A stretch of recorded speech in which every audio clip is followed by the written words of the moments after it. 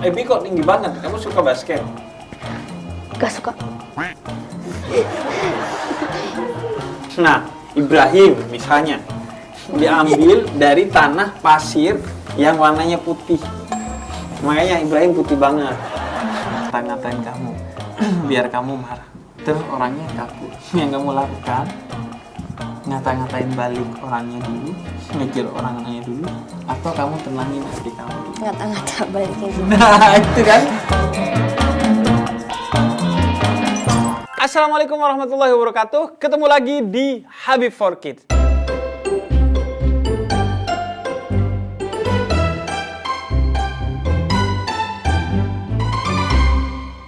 Satu program yang diinisiasi oleh Jeda Nulis bekerja sama dengan PSQ alias Pusat Studi Al-Quran, yaitu satu lembaga yang dikenal sebagai pelopor pendidikan Islam yang moderat dan membumikan Al-Quran di tengah masyarakat yang majemuk. Yang juga PSQ mengembangkan kurikulum agama Islam bernama Islam Edu yang membantu anak-anak kita untuk memahami Islam dengan pendekatan yang positif, relevan, dan sesuai dengan kehidupan mereka. Hai semua. Hai. Kalian dari sekolah Cikal Lebak Bulus. Cikal Lebak Bulus. Oh, harus ada Lebak Bulusnya ya? Harus. Karena ada Cikal yang bukan Lebak Bulus. Ada. Contohnya Serpong. Seprong atau serpong? Serpong. Pong. Nah, emang kadang kita tuh kalau ngucapin sesuatu yang tertentu tuh kayak repot ya. Ya. Nah, sebelum kita belajar bersama, karena aku juga nanti belajar. Karena katanya bertanya itu lebih susah dari menjawab. Setuju? Setuju. Ada yang setuju? Bertanya lebih susah dari menjawab. Siapa yang setuju? Kalau nggak setuju nggak apa-apa. Setengah sih. Kenapa? Tergantung pertanyaannya. Kadang-kadang kan ada pertanyaan yang susah karena ada different interpretation. Iya. Mungkin nggak se-clear. Iya. Jadi nanya aja harus di-clearin tuh agar yang jawab juga tahu ke inti pertanyaannya kita ya. Salah bertanya, salah juga dapat jawabannya. Ada lagi yang lain. Kenapa bertanya itu susah?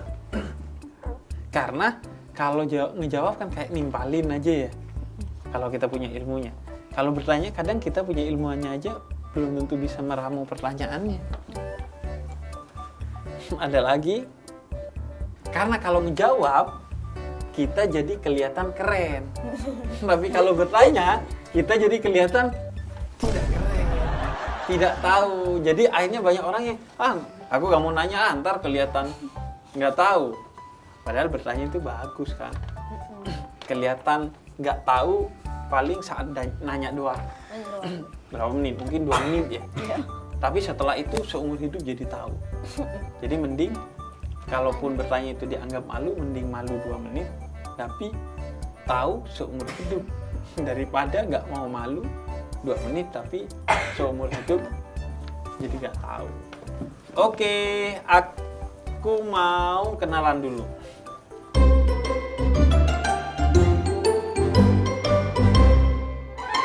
Dari kamu. Kenapa dari kamu? Tahu nggak? Nggak tahu. Karena aku ngeliat kamu kayak Harry Potter. Ini makanya aku punya tongkat Harry Potter. Iya. Ada tulisannya tuh Habib Jafar. Itu ada. Ada. Kecil. Jadi aku bisa. Lebih mahal dong. Nah, kamu siapa namanya? Ibrahim. Ibrahim. Iya. Oke. Nama saya Rasyad. Rasyad. Oke. Apa nama kamu? Bara. Bara. Wih, semangatnya membara. Nama panjang kamu siapa? Kadana Badrika Arsaja. Oh, dipanggilnya Bara. Nah, yang di belakang dari kamu. Siapa nama kamu? Naila. Naila. Oke. Kamu siapa nama kamu? Ebi. Ebi. Punya cita-cita apa Ibrahim? Imam Masjidil Haram. Imam Masjidil Haram. Iya. Wih, keren. Kita les bareng. Mbak les. Oh, les bareng. Les apa? Latihan parkour, gimnastik tapi kayak serius? untuk cowok. Oh iya, parkour. Parkour. Yang Loncat-loncat. loncat-loncat itu dari gedung ke gedung. Ya. Wih, Spiderman dong. Main drum. Main drum. Oh, keren banget. Berarti drumnya kecil juga, Nela? Atau yang gede juga bisa? Dua-duanya bisa. Main drum tuh sulit nggak? Kalau misalnya kayak on stage gitu kan nggak ada videonya untuk tunjukin kan. Iya. Jadinya nanti harus ingat-ingat semuanya. Oh, Bi kok tinggi banget? Kamu suka basket? Gak suka. Kirain iya, enggak malah. Nggak suka basket. Sukanya apa, Bi? Baca buku. Baca buku. Iya, Terakhir yang dibaca Hunger Games. di mana? Tadi sini? di luar. Ah iya, aku punya koleksi 14.000 buku. Wow. Menurut kamu, kalau novel tuh ketika dijadiin film, cukup atau enggak? Atau kayak, kalau udah jadi film jadi gak seru. Enakan ngebayangin pas jadi novelnya aja. Ya beda ya, kalau misalnya udah baca novelnya mah pasti nanti kelihatan bedanya banget kalau di film. Tapi kalau nonton film dulu, nanti baca novel. Jadi kalau di novel itu lebih banyak detail daripada film ya. Soalnya kan nggak mungkin kan satu buku segede gini Iya. nanti dijadiin ke film. Terlalu banyak. Kalau ada hobi, Musik sama olahraga. musiknya musik apa? Piano, nyanyi, gitar. Nah, sekarang coba nyanyiin. Lah, orang itu ya sedekahnya bisa dengan nyanyi. Karena bikin bahagia orang lain itu sedekah. Itu kata Allah tuh kepada Nabi Musa. Yuk sedekah yuk. Nyanyi apa? Terserah kamu. Love by Keisha Cole, but I wasn't fine enough. But I used to think that I wasn't well enough. But I will waste my time trying to figure out why you playing games. What's this all about? Udah itu aja. Tangan dong. Bagus banget loh suara kamu. Iya.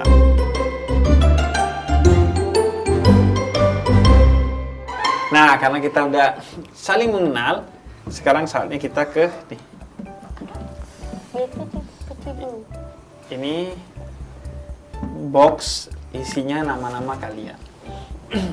Nanti salah satu dari kalian milihin satu, buka namanya siapa, nama yang disebut itu yang pertama mengajukan pertanyaan. Oke? Oke. Sekarang dari Rasyad dulu.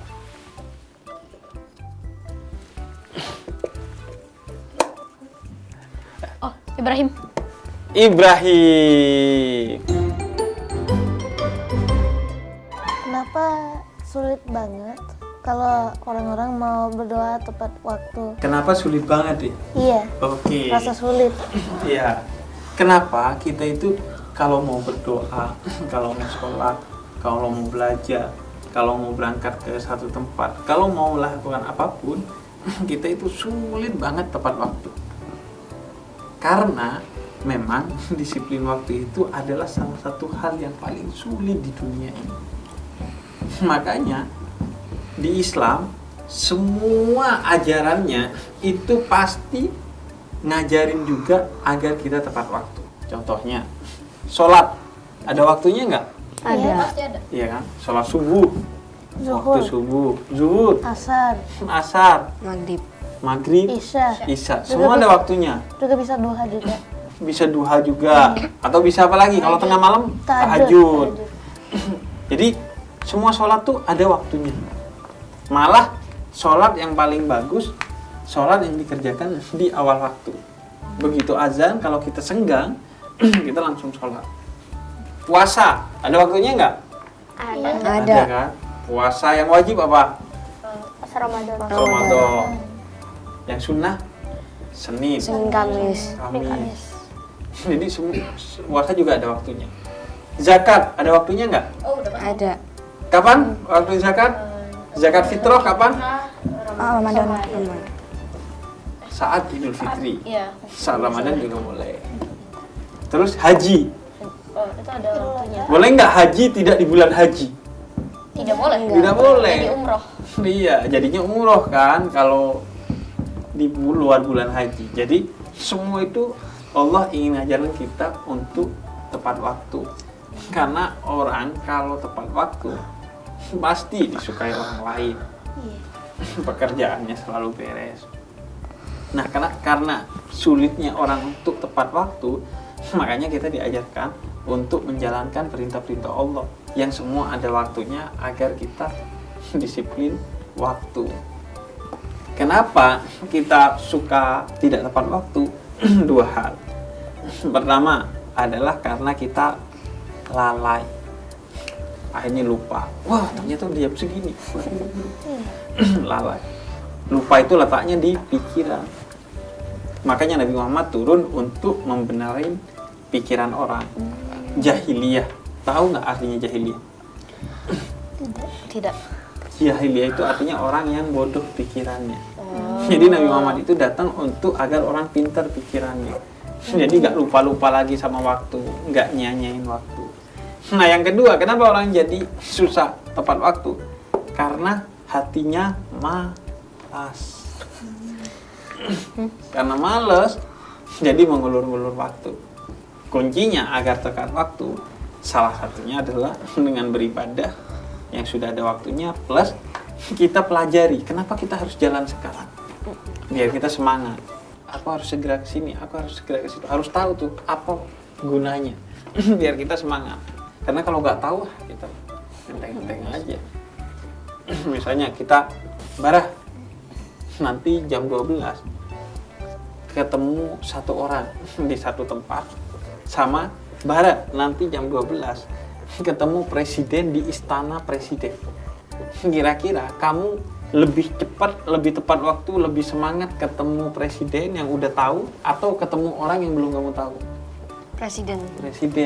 Jadi kalau kita udah tahu pasti kita tuh semangat. Makanya kita harus menjalani apa yang kita ketahui dan mengetahui apa yang kita jalani. Terima kasih Ibrahim. Jadi sekarang kesempatan Ibrahim. Silahkan Ibrahim. Satu nama. Oh, dikocok dulu sama Ibrahim biar adil. Naila. Bumi itu dulunya seperti apa sebelum Nabi Adam diturunkan ke bumi? Banget. Bumi sebelum Nabi Adam diturunkan ke bumi. Itu sebenarnya Naila dijelasin di Al-Quran. Di surat Al-Baqarah. Surah Al-Baqarah surah keberapa? Pertama Al-Fatihah, yang kedua Al-Baqarah. Di surat Al-Baqarah surah kedua. Di halaman-halaman awal Al-Quran ayat ke-30. Di sana dijelasin bahwa sebelum Nabi Adam itu diturunkan ke bumi sebagai khalifah, sebagai pemimpin, itu bumi diisi oleh jin-jin dari bangsa jin. Kemudian mereka bikin kerusakan di bumi. Akhirnya Allah mengutus malaikat untuk menghukum jin-jin itu agar bumi ini damai. Baru setelah itu Allah menurunkan Nabi Adam ke bumi untuk menjadi pemimpin bagi bumi yang akan dimintai pertanggungjawaban. Jadi kita nanti tuh setelah hidup dimintai pertanggungjawab. Kamu pas di bumi menyayangi binatang nggak? Merawat tumbuhan nggak? Semua itu harus dipertanggungjawabkan. Jadi dulu tuh bangsa jin yang menguasai bumi ini. Baru kemudian Nabi Adam. Di sains juga ada temuan-temuan kan? Katanya sebelum Nabi Adam Awalnya tuh api sih, kalau paling awal-awal banget ya. Awalnya cuman rock doang, nggak ada apapun. Habis itu ada sesuatu, Bakteri. bukan, ada meteor atau apa kenain bumi, banyak api. Habis itu hujan lama. Habis itu mulai ada tanaman, tapi masih belum ada makhluk. Habis itu dari tanaman mulai ada bakteri.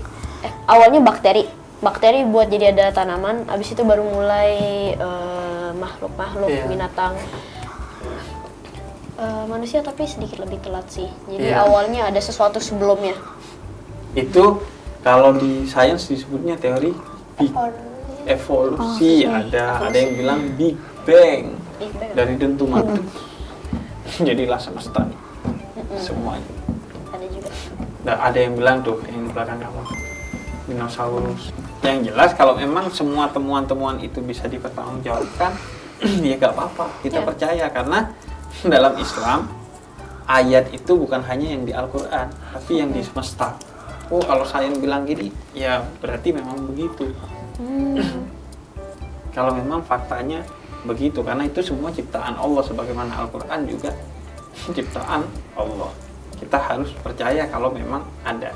Nah, Nabi Adam itu khalifah, pemimpin yang Allah ciptakan pertama di muka bumi ini. Bahkan di Al-Quran dijelasin Nabi Adam itu diciptakan dari tanah-tanah yang diambil di bumi. Nah, Ibrahim misalnya diambil dari tanah pasir yang warnanya putih. Makanya Ibrahim putih banget. Ada yang diambil dari tanah warnanya merah, makanya jadi kulitnya merah. Ada yang diambil dari tanah warna hitam, makanya kulitnya hitam jadi manis. Jadi macam-macam tuh orang. Bahkan itu mempengaruhi kepribadiannya dari tanah itu. Jadi begitu dulunya, Naila. Oke, sekarang Naila ambil nih. Dikocok juga tuh sama Naila. Ya, kenapa kalau sholat jamaah itu lebih bermanfaat dan lebih banyak pahalanya daripada sholat biasa? Oke, jadi udah pasti kalian tahu kan bahwa sholat berjamaah itu dapat pahala lebih besar. 27 kali daripada sholat sendiri. Bahkan kalau kalian nih udah sholat sendiri, sholat asar udah sholat sendiri, terus kalian tiba-tiba ngeliat ada orang sholat asar berjamaah, kalian sholat lagi untuk mendapatkan pahala berjamaah.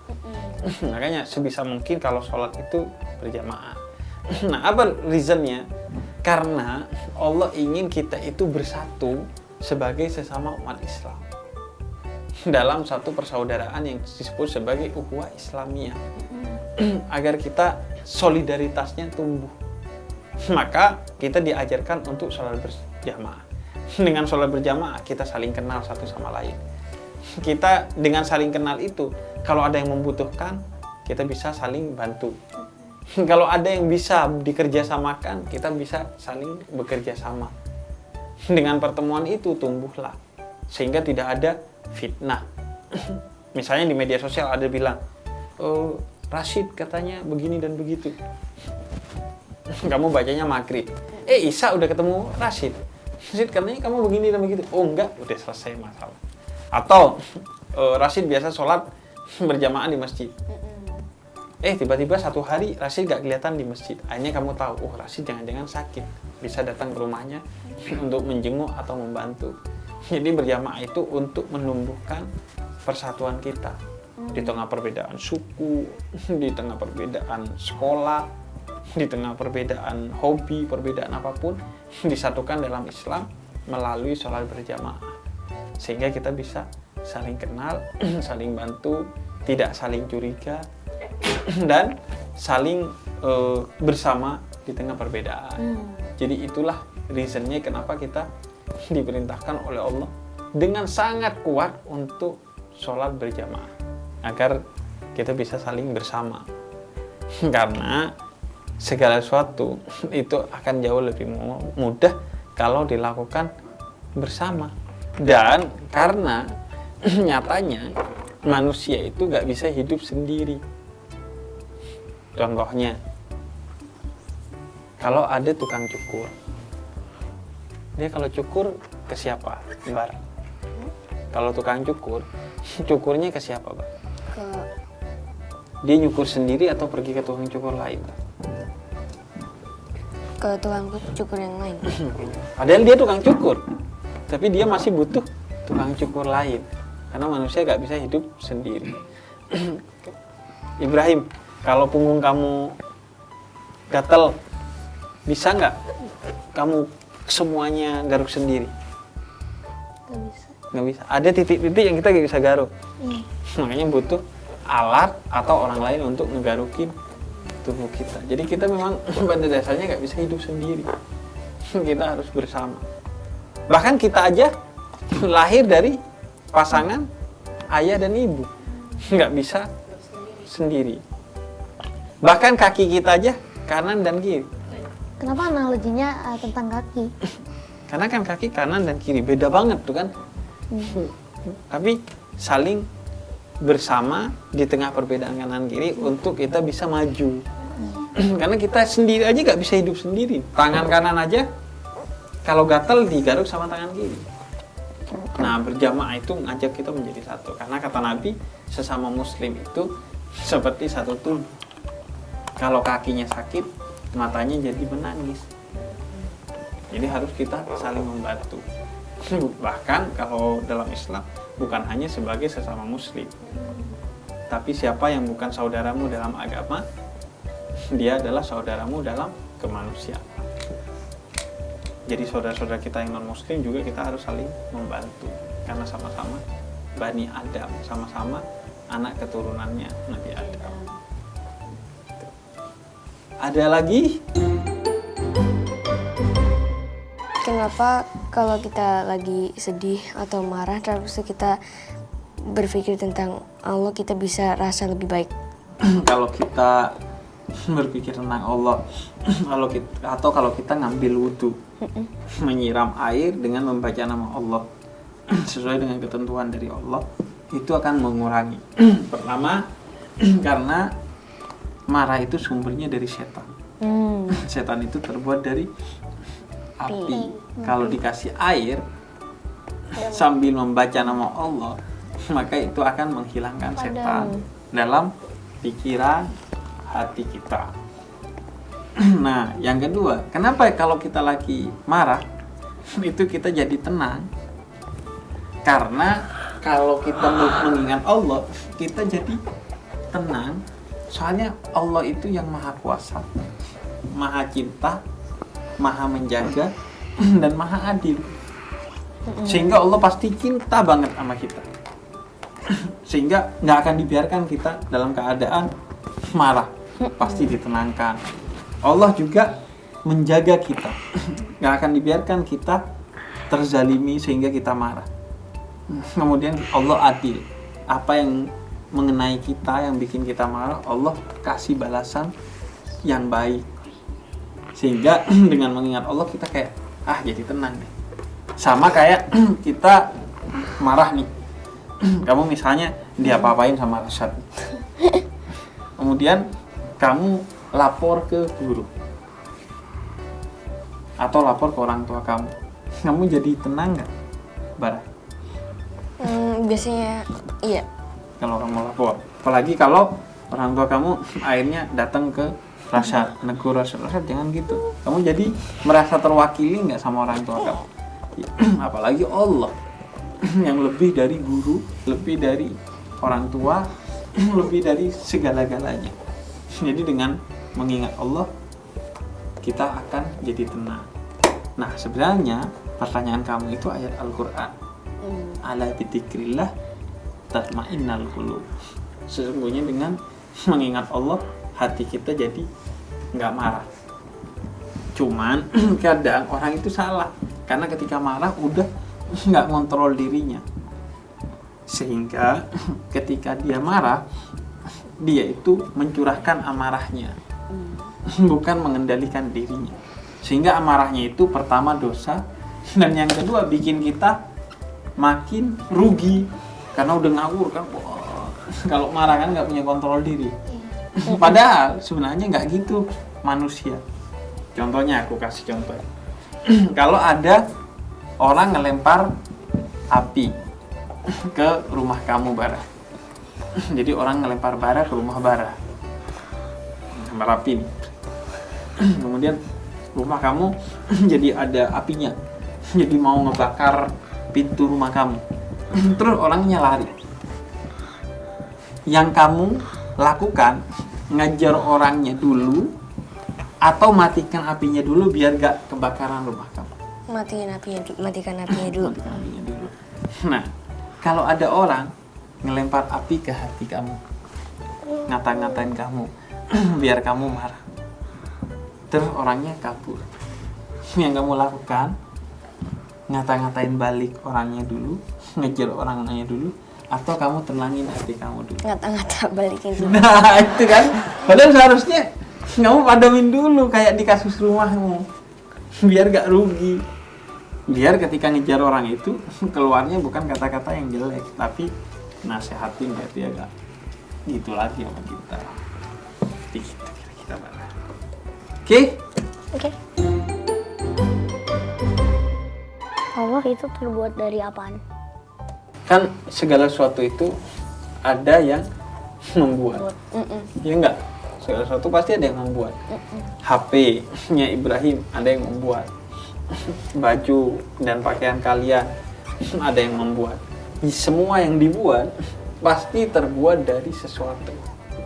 Tapi Allah itu bukan yang terbuat, tapi justru Allah yang membuat segala sesuatu. Maka karena Allah yang membuat segala sesuatu, maka Allah tidak terbuat dari bahan apapun. Karena kalau kamu bikin HP terbuat dari besi, terbuat dari plastik, terbuat dari kabel, berarti harus ada besi, ada kabel, ada plastik. Tapi kalau di Allah, karena Allah itu penciptanya, maka segala sesuatu itu tidak ada, sehingga Allah tidak tersusun dari apa-apa. Bukan Allah terbuat dari apa, tapi Allah yang membuat segala sesuatu. Makanya Nabi Muhammad bilang begini, kata Nabi Muhammad, biar kamu gak pusing, jangan berpikir tentang Allah itu terbuat dari apa, tapi pikirkanlah ciptaan-ciptaannya Allah. Karena kalau kamu mikirin Allah, kamu gak kira mampu. Soalnya kenapa? Soalnya nih ya, kotak nih, ini kotak ya. Ini kotak kalau diisi air segalon, kira-kira cukup nggak? Enggak. Nggak cukup. Karena kenapa?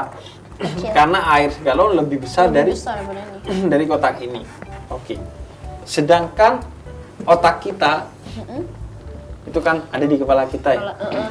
Besar. Besar. Kapasitasnya lebih besar dari memori komputer. Tapi Allah maha besar. Sehingga kalau kita mikirin Allah, pasti otak kita nggak cukup.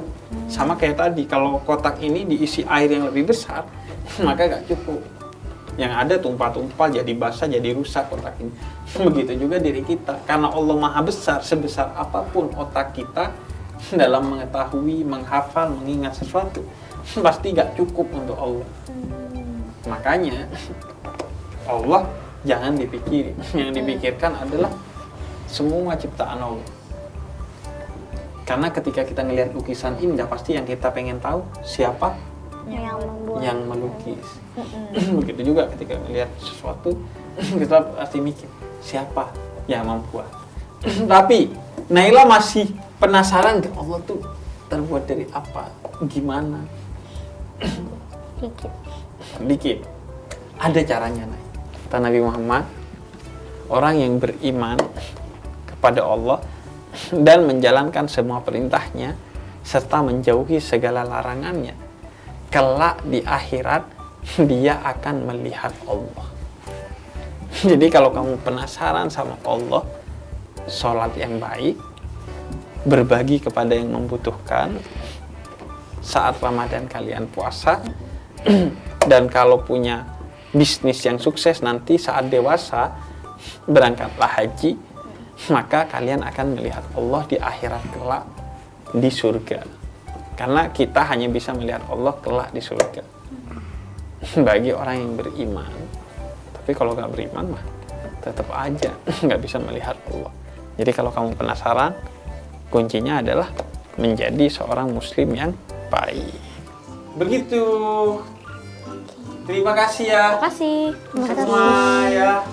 Thank you ya. Semoga bermanfaat penjelasannya. Amin. Dan semoga kita bisa jumpa lagi di Habib Fokis. Amin. Assalamualaikum. Waalaikumsalam.